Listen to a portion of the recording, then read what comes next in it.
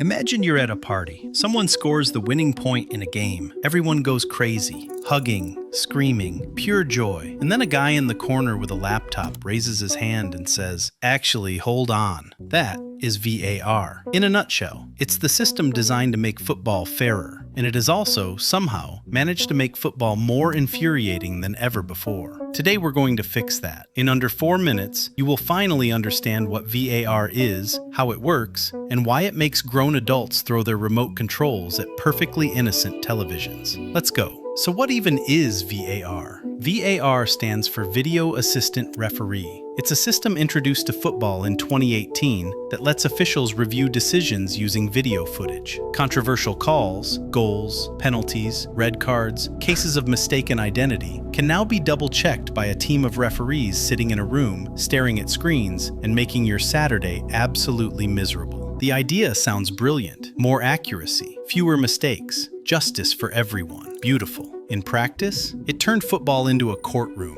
with worse lighting and no snacks. Here's how it actually works. When a potentially wrong decision happens on the pitch, the VAR team in their little video bunker reviews the footage. If they spot a clear and obvious error, and that phrase is important, we'll come back to it, they can tell the on-field referee to go look at the screen on the sideline. The referee walks over, stares at a tiny monitor, does a little rectangle gesture with his fingers, watches a replay, then either confirms the original decision or changes it. This whole process takes anywhere from 30 seconds to approximately your entire lifespan. The offside problem. You already know what offside is, but here's what VAR did to it. Before VAR, a linesman would raise his flag if he thought a player looked offside. Close calls? Sometimes they got it wrong. The game moved on. Life continued. After VAR, they draw lines, actual lines, on a frozen frame of video. A line from the last defender's armpit, a line from the attacker's kneecap. And if that kneecap is 0.3 centimeters past that line, at a specific frozen millisecond, the goal is canceled.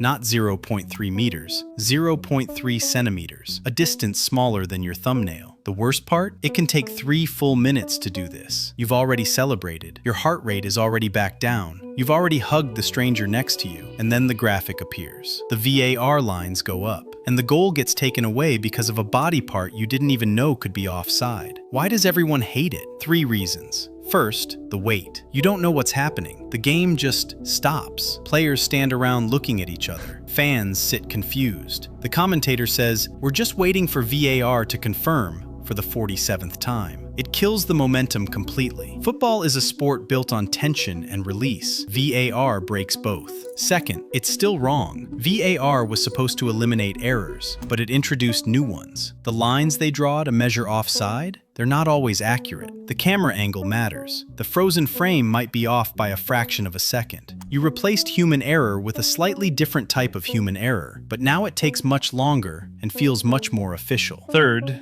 clear and obvious. Remember that phrase? The official rule is VAR should only intervene for a clear and obvious error. But every fan watching at home has a completely different idea of what counts as obvious, which means every single decision VAR makes feels like either interference or incompetence, depending entirely on which team you support. Penalties are where VAR gets truly unhinged. A player goes down in the box, the referee says no penalty, game continues. Then VAR reviews it, freezes the frame, sees a defender's arm at a slightly strange angle, recommends a penalty check. Referee walks to the monitor, watches it 4 times in slow motion, points to the spot. Now, was it a penalty? Genuinely, nobody knows. The rule around handball is so complicated that professional referees, professional players, and professional pundits all disagree in real time on television for 20 minutes. VAR didn't solve the handball problem. It just made sure everyone had to watch it very slowly. To be fair, it has saved some moments. VAR has also delivered some genuinely jaw-dropping corrections. Goals scored from clear offsides that the human eye missed completely. Red cards given for elbows that happened off the ball where no one was looking. Players who dived and won penalties, caught and overturned in seconds. There are moments where you watch the VAR replay and think, okay, that was right. That was actually right. Good. But those moments don't make the memes. The memes are always the 3-minute wait, the 0.1 centimeter offside, the handball debate that ends with everyone angrier than when it started. Here's where we are heading into 2026. For the World Cup, FIFA has been rolling out something called